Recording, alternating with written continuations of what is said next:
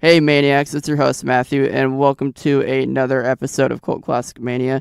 And before this episode starts, I would like to first make a few announcements. First being that this episode is brought to you by CultCelebrities.com. It is a website dedicated to B movies, B-list actors, and cult classic films. They were kind enough to, have a feature of us on their website. They just give us a brief shout out, showing us some love. So in return, I decided to do a little bit of free promotion for them as well.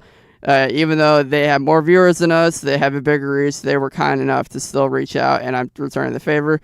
And a lot of you guys have come from CultCelebrities.com. I'm not kidding you. My numbers went from like 10 listeners to like 80 within 4 days or something like that. It was fucking wild. I don't care about numbers by any means, but it was astounding to wake up the next morning and see like 80 views or whatever on pretty much all my episodes. Cult Classic Mania is on the fucking map now. Like, we have viewers from Canada, we have viewers from Australia, we have viewers from Germany. Shoutouts to Germany, Canada, and Australia, and all of our American viewers too.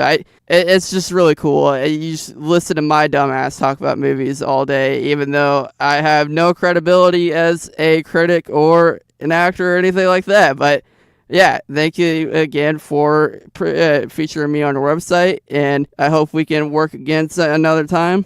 Secondly, I'm happy to announce that I've officially launched the Patreon for Cult Classic Mania. So if you feel the need to support us monetarily, you can go ahead and do so by going to patreon.com/Cult Classic Mania. This isn't my normal everyday job, so I don't care if I make money from Cult Classic Mania or not. I just love talking about movies. So fuck it. Spend your dollar. Don't spend your dollar. I don't care. But yeah, just go ahead and go to patreon.com/Cult Classic Mania. Lastly, I will be having Jake from Slashers Podcast joining me. We will be talking about the 1989 classic Chud 2, Bud the Chud. And he hosts a podcast, like I said, Slashers Pod. It is a bi-monthly podcast where him and his co-host Brian, they talk about cool-ass horror movies. Yeah, go ahead and check them out or wherever you consume your podcast. I listened to them on Spotify last night. They have a really cool episode on Pet Sematary, and go ahead and listen to their introduction too. They only have a few episodes out like me. So yeah, fucking go check them out and enjoy this episode of The Day Mars Invaded Earth from 1963. I wanna believe in things I can't see.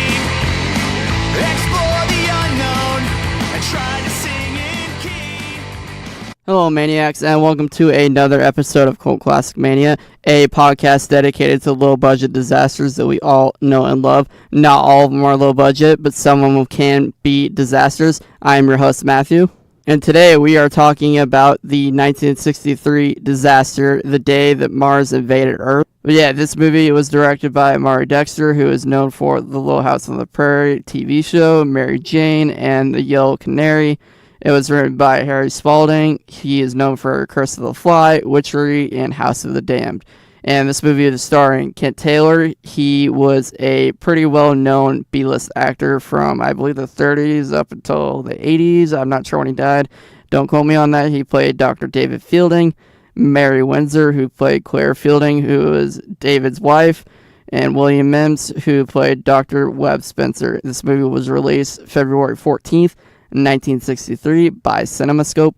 Yeah, this movie is a fucking disaster. It's not because it's in black and white. And quick disclaimer, if you don't like black and white movies, you probably won't like this movie. But that's not why I don't like this movie. I don't like it because it's a fucking disaster, like I said. And I can't believe I wasted an hour to watch this movie. But we'll get into that. This movie is so boring that the actual place of where they shot the movie is more exciting than the movie itself. But yeah, fun fact, this movie was shot in the legendary Greystone Mansion. Other movies that were filmed there, The Big Lebowski, Dead Ringer, Eraserhead, Death Becomes Her, and a whole bunch more. I never realized how many movies were actually shot at this mansion. It's a pretty legendary mansion that was in the 60s up until present day. I think people are still shooting at this mansion. I mean, this mansion isn't legendary in a good way whatsoever. I'm not a true crime writer. This isn't a true crime podcast, so I'm not going to go too deep into the story. But if you want to read more about it, you can. But I believe his name was Ned Donnie and his wife Lucy and his children moved into this mansion, and a couple months later, Donnie was found dead in their guest bedroom of the house, where he was laying next to Hugh Plunkett, I believe that's his name. It was a murder-suicide. I guess the assistant, Hugh, I guess he killed Ned, and it was a murder-suicide, so he killed himself directly after. It's a pretty interesting and also depressing story. Like I said, I'm not a true crime podcast. I don't care to go into it. If you want to, you can go ahead and read up on your own. Yeah, let's get into this fucking disaster of the day that Mars invaded Earth from 1963. That was a plot of this movie, if you call it a plot. Martian invaders are in the process of making doubles of the entire town that they're invading, and then killing the original models. The terrifying facts are discovered by a scientist working at Cape Canaveral, who is trying to figure out why recent Martian probes simply exploded after landing on the red planet. He has been in Florida working on the project for so long that his wife in California is on the verge of divorcing him. Wanting to save his marriage and see his family, he goes home and suddenly ends up fighting not only for his own life, but for all humanity. I mean, don't get me wrong, I love alien invasion movies. It's probably one of my favorite tropes within sci-fi. I don't necessarily consider alien invasion movies horror movies. I just consider them sci-fi movies, but whatever, I won't get into that. I'm just going to talk about this heap of shit alien invasion movie, if you want to call it an alien invasion movie. It sounds like an exciting plot. I realize that. It really does. But you can make the argument that they just invade the Fielding's house. They don't go in and invade the entire town. And you could probably just call this a family drama, honestly, if you want to. Because that's all that fucking happens. It's just constant dialogue that no one gives a shit about. There's a point in between the movie where they're just trying to kill time, basically. And I'm not kidding you. Whenever I get there, whenever I talk about it more, they're in a field, and David is just walking through the garden of the field garden, and it's just fucking like 5 to 8 minutes of him just walking through this garden, playing the most romantic 60s style music that you could ever hope for, and it's just fucking annoying. And they're just trying to fill time. I don't know why, and you get this constantly. There's more walking and driving than there is the actual movie. I mean, you have no excuse by this point in 1963 when the alien trope has been around for so long at that point. You have no excuse. I mean, like, you got movies like Dr. Cyclops and Man from Planet X, The Day the Earth Stood Still. You have all of these perfect examples of alien tropes and alien invasion tropes, and then you come out with this heap of shit garbage the day Mars invaded Earth. Like, there's no excuse. If you want to watch a good alien invasion movie, go watch those. And if you want to, also check out Mars Attacks. That was like one of the first alien invasion movies that I've ever watched. And I watched that when I was like 12 years old. It scared the shit out of me. At the time, I thought the practical effects were fucking insane. The aliens freaked me out as a kid. I legitimately had nightmares watching Mars Attacks. Even though it wasn't supposed to be scary at all, the aliens just freaked me the fuck out. Yeah, let's just fucking get into this goddamn thing. We are immediately greeted with the Mars that invaded Earth title card. It is cutting into the first scene where it appears that a rocket is taking off. At first, I thought this was where it was immediately getting into where the Martians were invading, but no, it has a USA logo on it, and it's heading towards Mars. We are already getting some intense build-up and intense music. The rocket has launched a robot onto Mars, but it looks like there was an issue. They don't show what really happens to it, but all it does is it cuts to a fire burning out. What I do like about this movie so far after that first scene, we are immediately introduced to what happens. They don't waste any time, and we're immediately introduced to the plot. And as soon as we are introduced to the main character, Dr. Fielding, he's played by Kent Taylor. I guess Kent Taylor back in the 60s, well, from I believe the 30s to the 60s, he was a pretty handsome and rugged man, and he was a pretty well-known B-list actor. People compared him a lot to Clark Gable in terms of acting, but he didn't have the personality that people loved about Gable.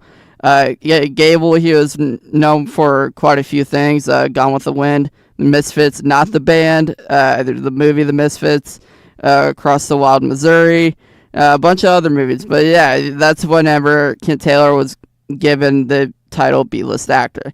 Anyway, back to the story. Dr. Fielding is recapping what we just witnessed at the beginning. His secretary is just saying to release a statement about what had happened.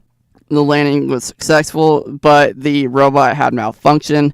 I think this is fine for this scene whenever they're talking about what had happened, because we weren't really sure. We just saw that the robot malfunctioned and there was a fire burning it after that. Oh my god. They recap everything that we just watched. You don't need to put that in the script. You don't need to tell us what we just saw. It's pretty obvious if you watch the movie. I'm not even kidding you. There's one point where there's a car accident. I'll get into it more once we get there. And there's a car accident, and I kid you not, this cop, he gives the literal definition of an accident and recaps what we just watched to Dr. David Fielding. It's, my god, it's fucking... I don't know why. You don't need to recap what we just watched. It's not necessary. But more on that later. David, he makes a phone call to his wife, Claire Fielding, who is played by Marie Windsor, about the Mars landing. This scene doesn't seem to be necessary at all because it's just a boring three-way conversation between him, Claire, and his two kids, Judy and Rocky. However, we do learn that this project is based in Florida and the family is back in Beverly Hills, California. And we also learn that it's obviously really late where he is. Well, it's fairly early still, but he is waking up his wife, Claire.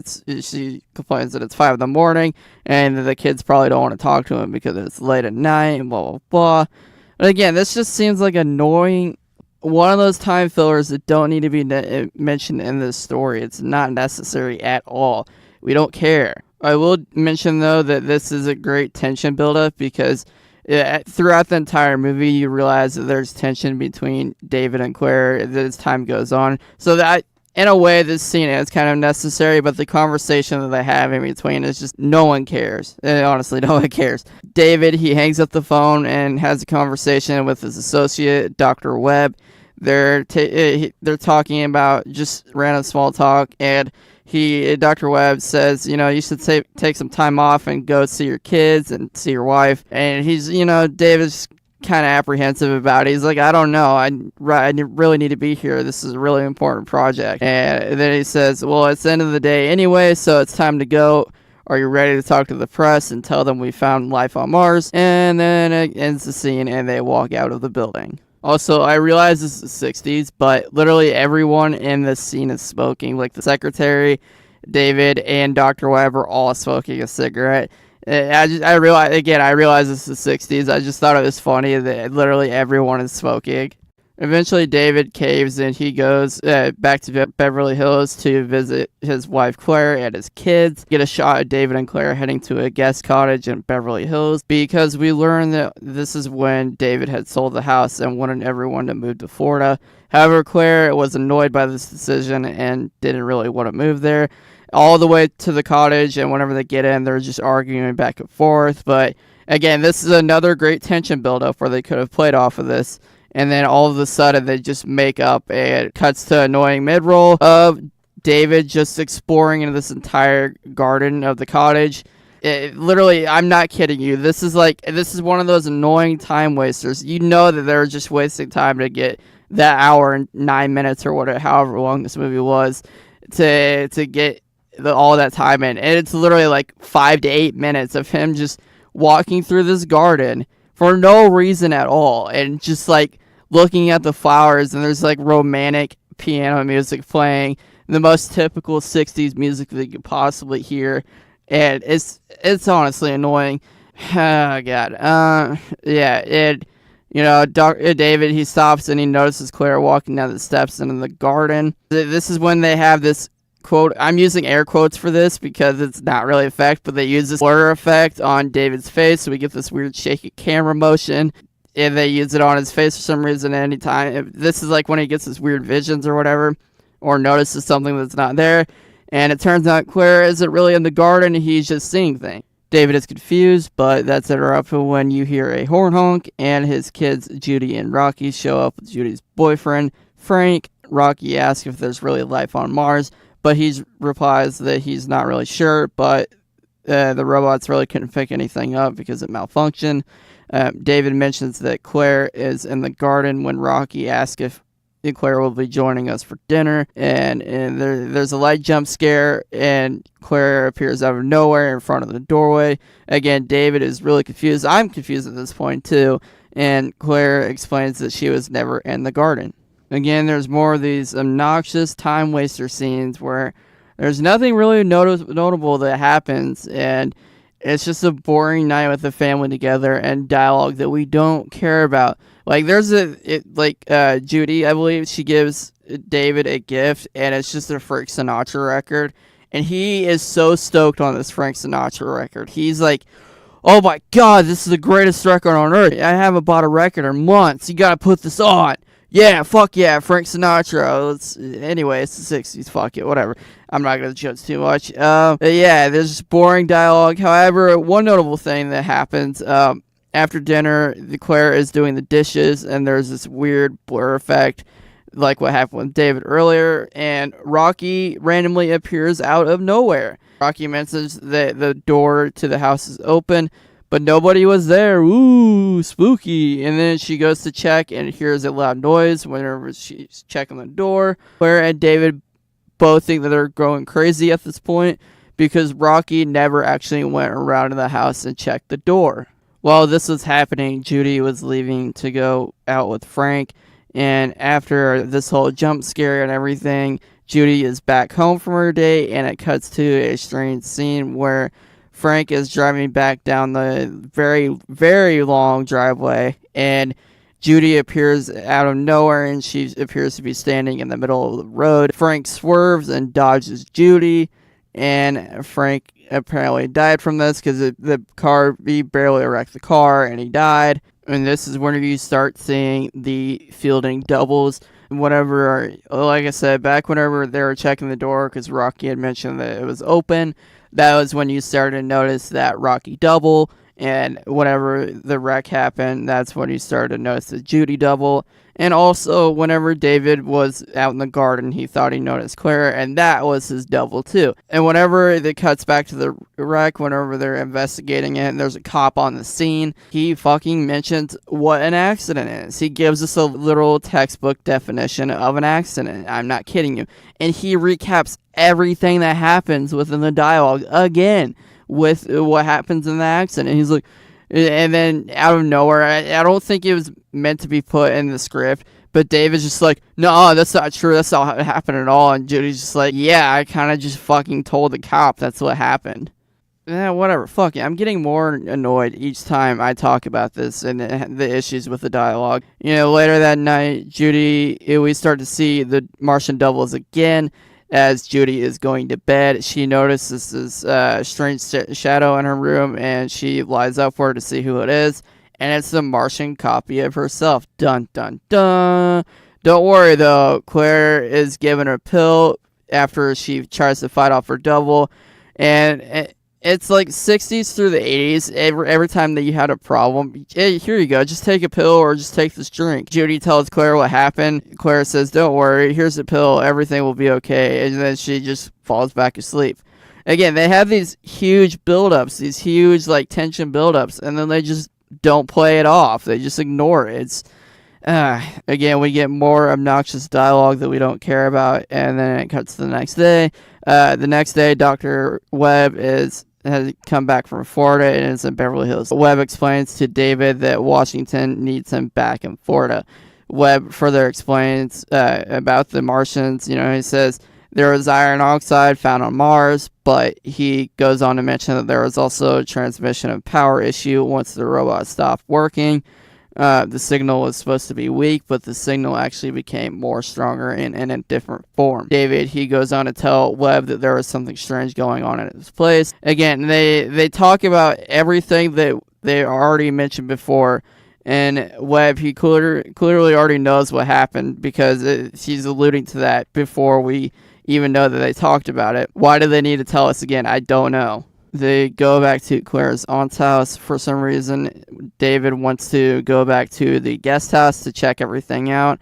And he goes alone without anyone, and for some reason no one is alarmed by this, even though all of these things have happened. Frank died, Judy saw her Martian double, David thought he saw Claire in the garden, but she clearly wasn't in the garden. But yeah, they just up and leave to the aunt's house while David goes alone to the guest house. And none of them are freaked out by this, like I said. While this is happening, David is back at the cottage to make sure the empty house is safe, and Claire soon realizes that David is checking on the house out on his own, and she attempts to call the housekeeper, or I guess their maintenance man, and to see if David is alright, except for there's no answer. Dun dun dun, more tension build up, and she realizes that the phone isn't working. Instead, they get this strange buzzing noise whenever Dr. Webb tries to dial the phone again, and there's just more issues with the phone. And anytime that they show that they're changing areas of where they're going, like they're changing, like if Claire's going to her aunt's house, they show it in real time that they're walking to the house. They don't cut it, they don't cut the scene. They're just like, oh, nope, let's just see what David's doing. No, they show it in real time of them walking and walking and driving and driving. We don't need to see them. We know that they're going to the house. Just cut to the next scene. But they show us anyway, so fuck it. Let's go on with it. David, it cuts back to David. He is out in the basement of the house where there's a 2-lane bowling alley. These people are loaded, man. This house is huge, and they got a gigantic bowling alley. And this is when we get a cheap jump scare. The bowling ball rolls through down the lane. And this is when we meet David's Martian double finally. Dun, dun, dun. David asks, he's like, what are you? And the Martian responds, he's like, I am a manifestation of your intelligence. And David and his double take up a walk upstairs. And apparently David has a gun at this point and pulls it out on his double. Where did David get this gun? I don't know. They don't tell us. He just randomly has one. Again, this is one of those other great tension buildups that they could have used, but David, he's aiming the gun at his double and threatening to shoot him, and the Martian just says that you don't want to do that, it won't matter anyway, and it just ends there, and they just walk out. There's this buildup, and then they just leave. Nothing happens. There's no playoff. David walks out of his house, and the family is right there with Webb outside. He's confused because he thought they were at the aunt's house, but he's happy to see his family, and they go back to the guest house. And at this point, Claire had mentioned that they're having difficulties getting into the front gate. Webb and David, they're arguing back and forth. They're like, we don't know what to do.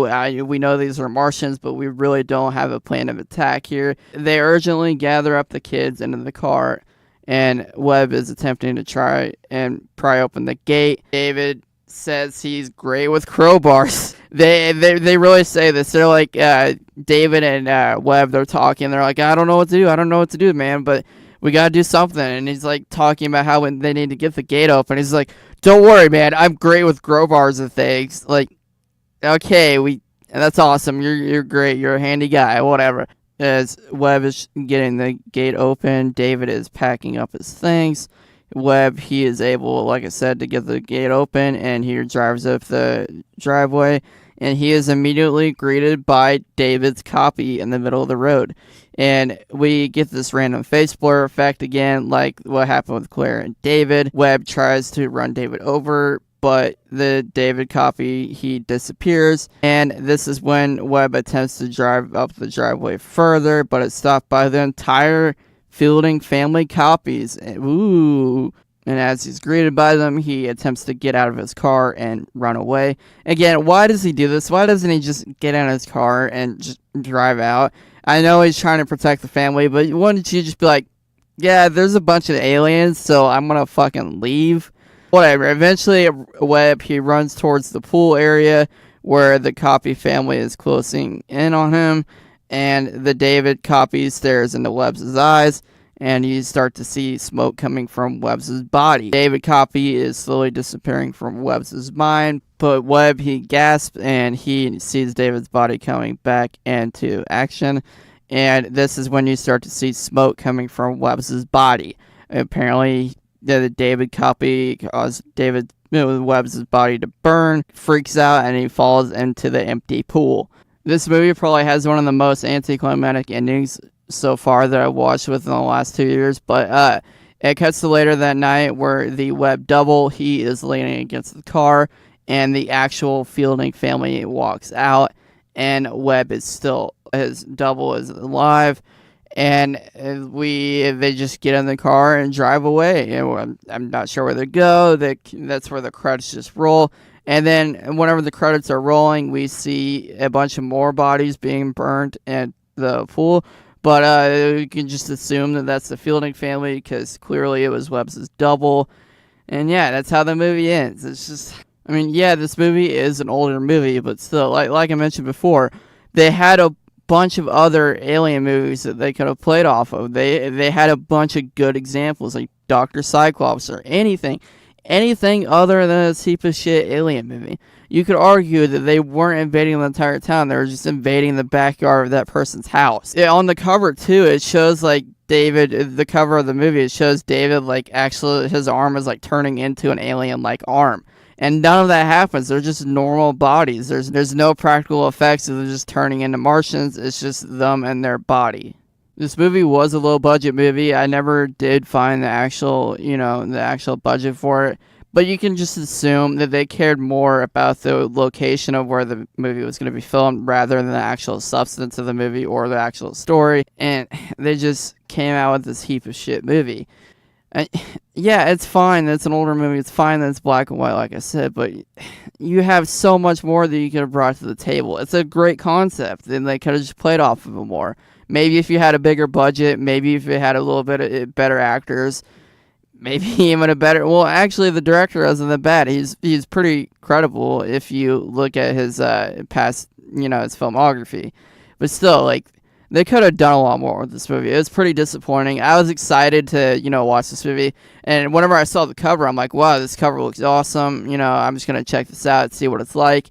And I shouldn't set my expectations too high like I normally do with watching a movie. And they were crushed, unfortunately. And I love alien invasion movies just in general because there was always that underlying political aspect to it where mostly like from the, I want to say like, 30s to the 50s, there was that that post-Cold War paranoia that they played off of that, and they made that a trope into the alien invasion movies. However, whenever the day Mars invaded Earth, that's whenever no one really cared about Cold War paranoia anymore. They didn't play off of that either. They kind of missed, in a way, that golden era of alien invasion movies. Yeah, the day that Mars invaded Earth, it's a good concept, poorly executed, and not enough of a budget to actually pull it off. Unfortunately, that was this week's episode. You can watch The Day That Mars Invaded Earth if you want to for free on YouTube. It's on Prime Video, but it's not worth the $1.99 that it's on there for. I think it is on Tubi TV, but I doubt that they put it on there either because it's not worth it, even if it was for free. But yeah, you can go check it out if you want, or you can just literally watch any other alien invasion movie out there, literally any other one. You just pick it, and anything from the 30s to the 50s, go watch it. Just don't watch this movie. Originally, I just wanted to do a sci-fi movie. I didn't care what kind of trope it was. I just wanted to do a sci-fi movie, and originally I wanted to do Invasion, or I wanted to do The Brain That Wouldn't Die. However, I had realized later on that Mystery Science Theater 3000, they did both of those movies. And I'm not trying to copy any of those movies that they did, because I love Mystery Science Theater 3000. That's what I grew up watching as a kid. And I feel like it'd just be a total lack of respect because they've already covered those movies. It would just seem like I'm copying them. However, it's also really hard trying to do movies that they haven't done because they've literally covered every single cult film out there. Hats off to those guys. I literally, if I ever had the chance to meet the Mystery Science Theater 3000 guys, it would be like me being in a candy store as a kid. It's just, those guys, those were honestly, it sounds silly, but those guys were my heroes, and I love watching every single episode that came out in the later years. Anyway, but first it was Chuck Norris, and now it's Mystery Science Theater 3000 that I'm sucking up to. That was a short episode this week, but next week is a special one, and we are covering Chud 2, Bud the Chud from 1989 with Jake from Slashers Podcast. I'm excited to talk about Chud too. I watch it every year alongside Terror Vision for some reason. It just became a weird tradition of mine. I know Jake is really excited to talk about Chud. He said he really loves this franchise too. So be looking forward to that. Also, since we're getting a little bit more traction as far as listeners go ahead and leave us a review of wherever you listen to us. That'd be iTunes, Stitcher, wherever you consume your podcast. And if you think we suck, please don't leave us a bad review. That's not good for our ratings. If you think we suck, go ahead and send all your hate mail to cultclassicmania@gmail.com and let it all out. Just tell us how terrible we are. I don't care. Lower my self-esteem more. But you can also, if you want to support us monetarily, you can by going to patreon.com/cultclassicmania. You don't have to, but it'd be really appreciated. Also, you can follow me on Instagram at cultclassicmatthew. You can follow the show at facebook.com/cultclassicmania. Except for this week, you can vote anytime and whenever we have polls coming on movies. You can also follow us on Patreon, and you can go ahead and give your choices of what movies we want to talk about. That also makes it a little bit easier. That way I don't have to constantly decide on 2 movies every week. And lastly, a big thank you to cultcelebrities.com for featuring us on their website. They didn't have to do that for us, but they did anyway, and we are forever grateful for that. And with all of that being said, I am your host, Matthew, and this has been another installment of Cult Classic Mania. That'll be all. I wanna believe in things I can't see.